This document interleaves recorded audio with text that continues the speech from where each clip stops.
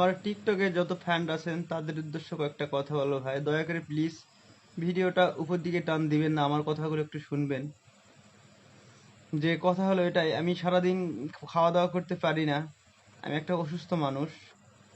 তো আপনাদের জন্য যতটুকুই পারি হাসি খুশি মানে থাকার জন্য আর কি ভিডিও বানাই বা টিকটক করি। আপনারা কি মানে অনেকেই অনেক কমেন্ট করেন, অনেক মন্তব্য করেন।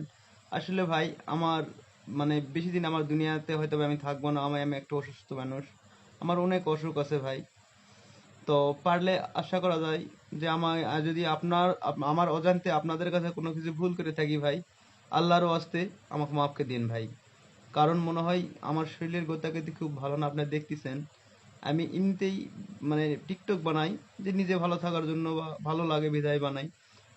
আপনারা যদি কোনো ভুল করে থাকি আমায় ক্ষমা করে দিন ভাই।